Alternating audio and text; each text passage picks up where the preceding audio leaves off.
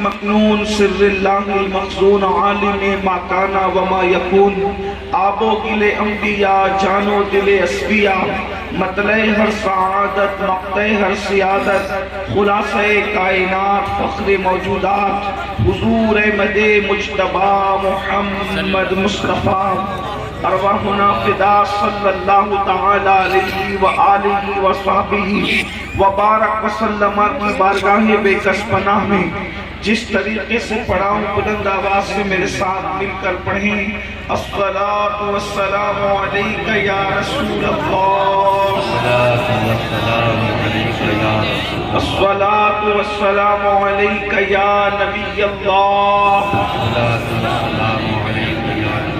الصلاة والسلام علیک یا حبیب اللہ وعلا آلک و اصحابک یا نور اللہ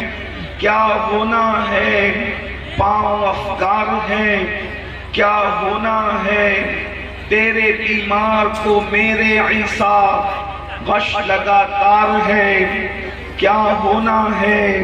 دور جانا ہے رہا دن تھوڑا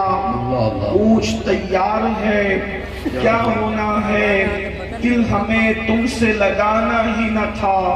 اب سفر پار ہے کیا ہونا ہے کل وہاں دید کا دن اور یہاں آنکھ بیکار ہے کیا ہونا ہے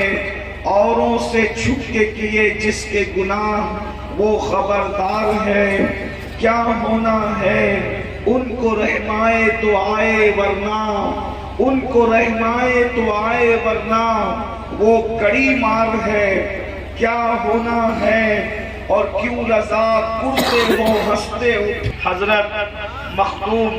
محمود براق شاہ لنگر جہاں رحمت اللہ تعالی علیہ کے عرس سراپا قدس کے موقع پر ہم سب موجود ہیں اور میرے مخدوم ابن مخدوم انہوں نے مجھے حکم فرمایا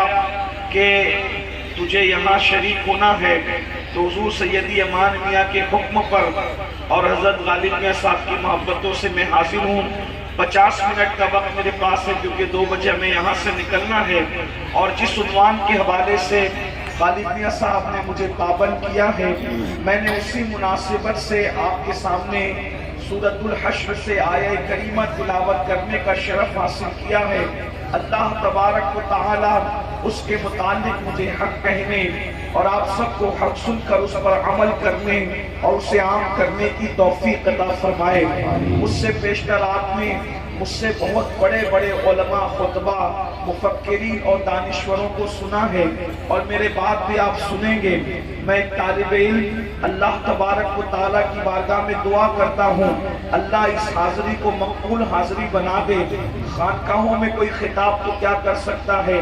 700 سالہ یہ پرانی خانقاہ جس کے تار دل کے تار حضور غوث الاعظم دستگیر شیخ عبدالقادر جیلانی سے جڑے ہوئے ہیں یہ سلسلہ سہروردیہ کیا ہے اصل میں یہ سلسلہ قادریہ ہی کی ایک شاخ ہے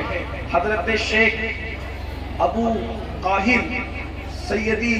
نجیب سہروردی رحمت اللہ تعالی علیہ ہمارے مرشد قطب الاقطاب غوث الاغواث شیخ الشیوخ حضور شیخ عبدالقادر جیلانی کے ڈائریکٹ خلیفہ ہیں اور حضرت شیخ شہاب الدین عمر سہروردی رضی اللہ تعالیٰ بھی انہی کے فیض یافتہ ہیں ویسے تو ہر سلسلے میں ابھی حضرت مفتی صاحب قبلہ سلسلوں کی بات کر رہے تھے اگر دماغ میں یہ بات بیٹھ جائے کہ سارے فیوز و برکات سلسلے قادریہ کی برکتیں ہیں میرے امام کہتے ہیں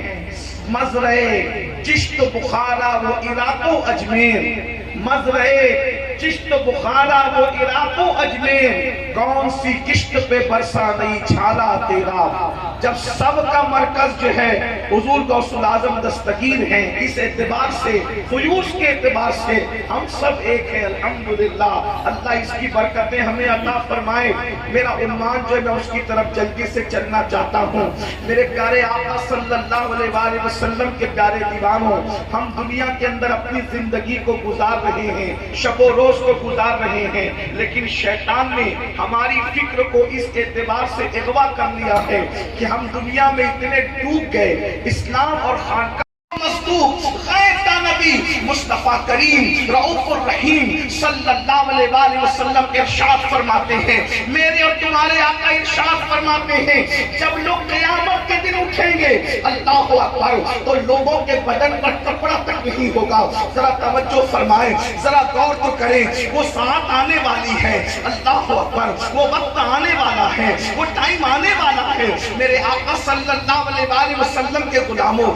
سچے رسول صادق و مصدوق مصطفیٰ کریم رؤوف الرحیم صلی اللہ علیہ وآلہ وسلم فرماتے ہیں، قیامت کے دن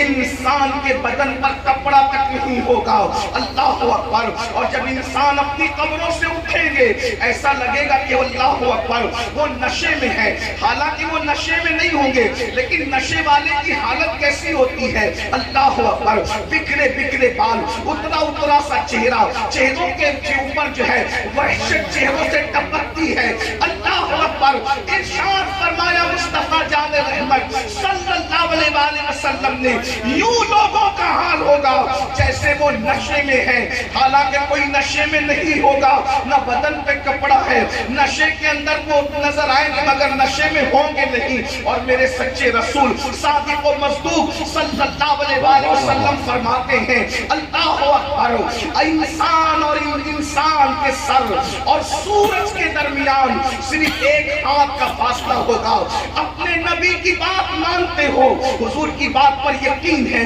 تو مصطفیٰ جان رحمت فرما رہے ہیں، جس کے کہنے سے اللہ کو ایک مانا، جس کے کہنے سے قرآن کو اللہ کی کتاب مانا، جس کے کہنے سے رسولوں کے سلسلے کو مانا، جس کے کہنے سے دین اسلام کو حق مانا۔ لوگوں اپنی فکر کر لو، یہاں کچھ بھی کرو، لیکن ایک دن وہ ہے جسے یوم قیامت کہتے ہیں، میدان محشر کہتے ہیں۔ سنو سنو، تمہارے اور میرے نبی کا فرمان، ارشاد فرمایا انسان کے سر اور سورج کے درمیان صرف ایک ہاتھ کا فاصلہ ہوگا۔ ذرا غور کرو میرے بھائیوں، پڑھے لکھے لوگ ہو، اللہ نے شعور دیا، ڈسکوری کا زمانہ ہے، اللہ اکبر۔ آج سورج کہاں پر ہے؟ سورج آج چوتھے آسمان پر ہے، اور آج سورج پیٹھ کی طرف سے چمک رہا ہے۔ سورج آج اپنے چہرے کی طرف سے نہیں چمک رہا ہے، بلکہ آج سورج چوتھے آسمان پر اپنی پیٹھ کی طرف سے چمک رہا ہے۔ میرے بھائیوں بتاؤ، جب پیٹھ کی طرف سے سورج چمک رہا ہے تو اس کی تمازن کا عالم کیا ہے؟ چوتھے آسمان پہ سورج بے نقاب ہوتا ہے تو مئی کی گرمی میں ہم اپنے گھروں میں اش اش کرنے لگتے ہیں، ہائے ہائے کرنے لگتے ہیں۔ اے میری قوم کے وہ جوانوں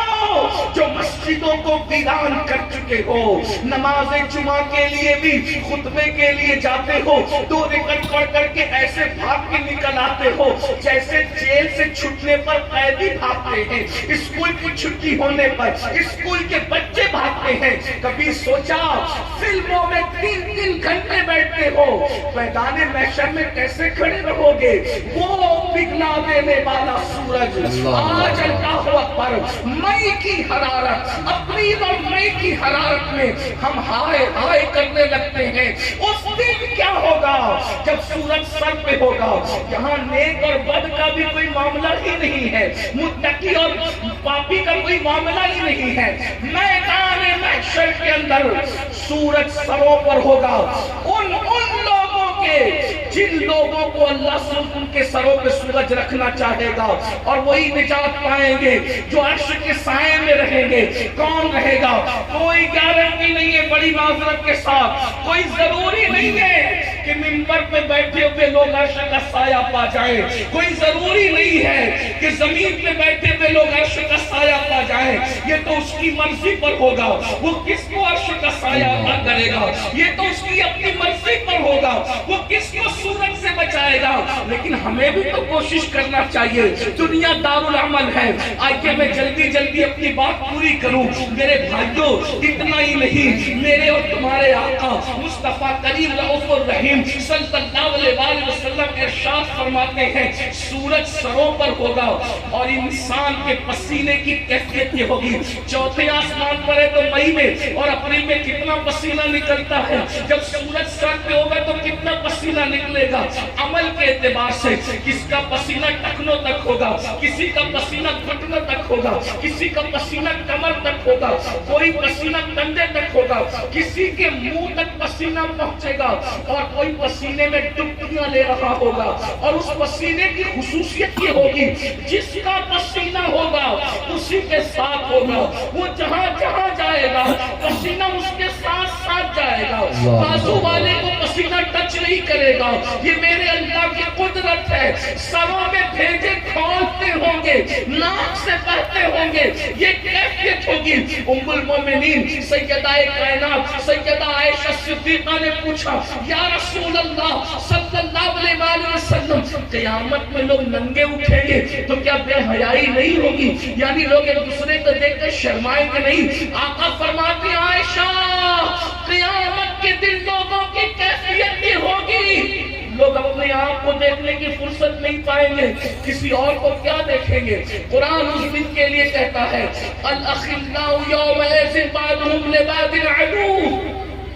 جتنے تمہارے کٹر اور پکے دوست ہیں وہ سب تمہارے دشمن ہو جائیں گے. قرآن کہہ رہے سب دشمن ہو جائیں گے, کوئی دوست کام نہیں آئے گا.